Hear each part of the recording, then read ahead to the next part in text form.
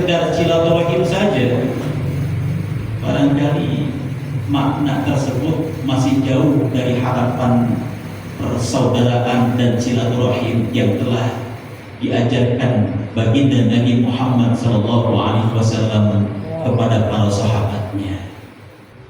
Hadirin ma'asyiral muslimin yang dimuliakan Allah Subhanahu wa taala. Pada hari ini saya mau cerita tentang dua orang sahabat baginda Nabi SAW yang mengajarkan kepada kita makna tentang halal bihalal, bukan hanya sekedar silaturahim, tapi masya Allah luar biasa. Ada di antara kita kadang-kadang mohon maaf, minta maaf sama tetangga, minta maaf sama saudara, tapi hatinya masih gerundel. Betul apa betul? Betul. Udah silaturahim sama tetangga, sudah silaturahim sama saudara, gara-gara warisan pada berantem. Betul apa betul? Udah silaturahim sama tetangga, sudah silaturahim sama keluarga, tapi masya Allah hadirin, kadang-kadang masih nyimpen dendam di dalam hati kita. Maka dengarkanlah kisah yang menarik luar biasa dari dua orang sahabat Nabi SAW yang mulia.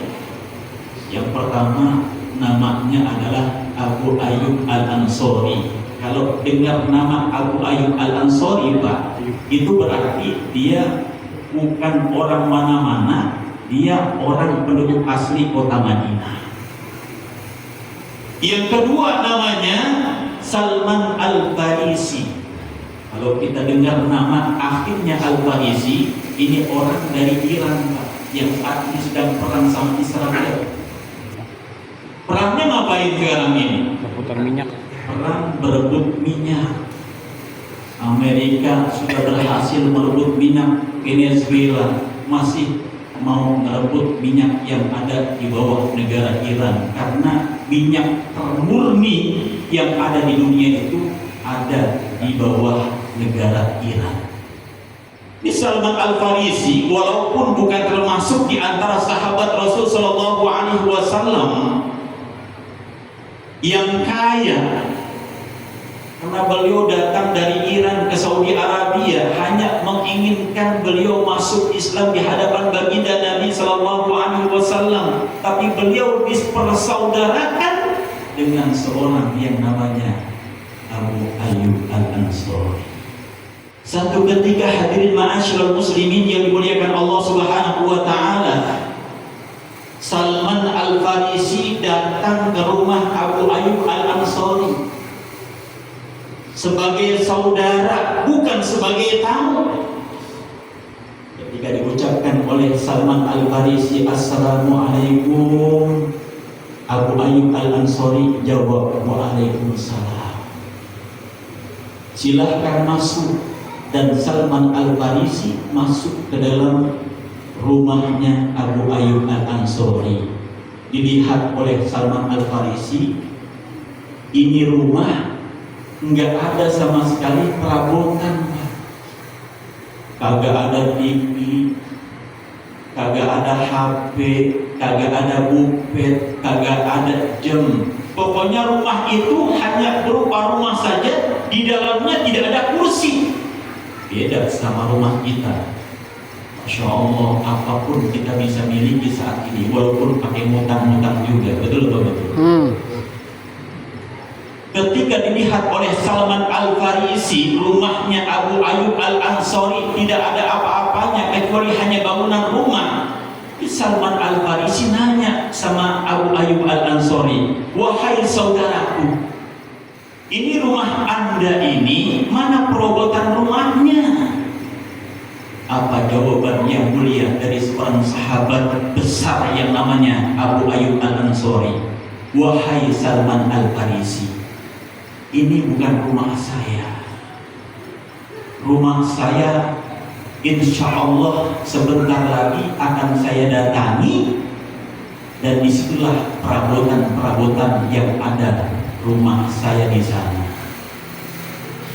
Hadirin ma'asyiral muslimin yang dimuliakan Allah Subhanahu wa taala. Ini cerita ada dalam kitab Hilyatul Auliya yang dikarang oleh Abu Nu'aim Al-Asbahani. Ketika Abu Ayyub Al-Ansari mengatakan bahwa ini bukan rumah dia, rumah beliau itu ada di wilayah yang lain, maksud daripada Abu Ayyub Al-Ansari adalah ini hanya rumah di dunia saja. Rumah yang nanti banyak perabotannya adalah rumah beliau yang insya Allah dipersiapkan di dunia. Nanti perabotannya ada di rumah ketika beliau berhadapan dengan Allah Subhanahu wa Ta'ala. Masya Allah, Salman Al-Farisi ketika bertamu mengajarkan sama kita orang-orang Islam saat ini, kalau bertamu ada adabnya.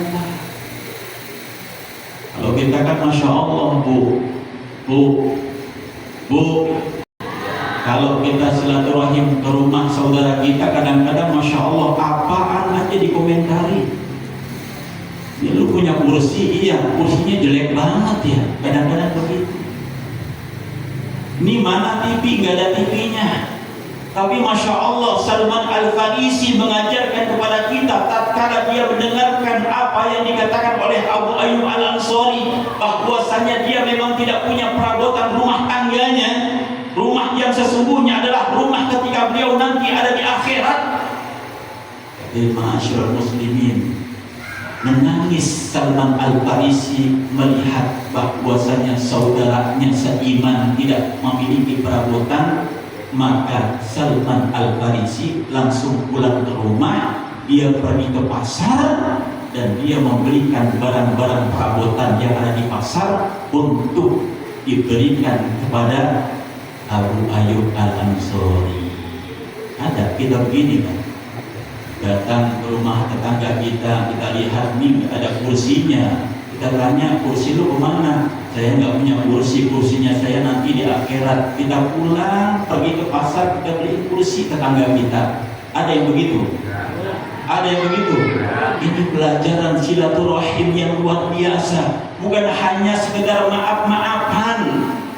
Tapi ketika melihat ada saudara kita yang membutuhkan, Salman Al-Farisi memberikan ajaran, kalau ada kita punya rezeki, bagi dong, kata bokil mah begitu. Allah menjadikan sahabat-sahabat Nabi adalah orang-orang yang zuhud. Beliau-beliau Masya Allah mengajarkan kita karena dipersaudarakan dengan iman oleh baginda Nabi Muhammad SAW. Sadarlah bahwa kita, siapapun kita di sini adalah bersaudara. Baik dia, kata guru kita tadi, orang Batak saudara, kalau sudah ada tinggal di RW 05 itu saudara kita. Dia orang dari Jawa itu saudara kita, orang Betawi saudara kita. Kalau sudah kumpul ada di RW 05, jangan beda-bedain, semua kita adalah saudara. Karena yang dipersaudarakan kita bukan dengan manusia bisa, yang mensaudarakan kita adalah baginda Nabi kita Muhammad Sallallahu Alaihi Wasallam. Walaupun sekarang kan kadang-kadang Masya Allah ya, nyari saudara gampang Pak sebetulnya. Betul? Betul apa betul? Nyari saudara zaman begini itu tinggal kita nyari uang yang banyak Pak. Kalau kita punya uang banyak Pak, walaupun dia bukan saudara kandung kita, pasti dia ngaku dia saudara saya tuh. Kenapa? Ada uangnya. Betul apa betul? Kalau kita punya uang banyak, orang datang dari gunung, orang datang dari goa, insya Allah pun walaupun kita nggak kenal, insya Allah mereka akan katakan itu saudara saya. Kenapa? Karena ternyata kita punya duit. Tapi seharusnya bukan itu. Karena yang diajarkan oleh baginda Nabi kita Muhammad Sallallahu Alaihi Wasallam, makna daripada silaturahim adalah kita dipersaudarakan dengan iman oleh baginda Nabi kita Muhammad Sallallahu Alaihi Wasallam. Karena Allah Subhanahu Wa Taala berfirman, apa firman-Nya? Innamal mu'minuna ikhwah. Sesungguhnya orang yang beriman adalah orang yang bersaudara. Ini ayat Pak, kalau saya mau jujur, satu-satunya surat di dalam Al-Quran ketika saya ngaji bersama guru kita, Allah yarhamuhu, Bapak Kiai Haji Ustaz Abdul Ghani, beliau pernah pesan sama saya, Marullah, ada kawan, lu nggak usah ngapalin ayat yang lain. Emang apa? Yang lain pada belajar, lu ngapalin satu ayat saja atau satu surah apa? Ketika beliau berikan kepada saya bahwa apalin tuh surat Al-Hujurat, Masya Allah. Makanya kalau subuh, kalau saya jadi giliran imam di Masjid Nurul Huda, saya sering membaca surat Al-Hujurat karena itu adalah satu-satunya surat yang saya langsung hafalkan di hadapan guru kita, Allah yarham Kiai Haji Abdul Ghani rahimahullah ta'ala. Apa isinya?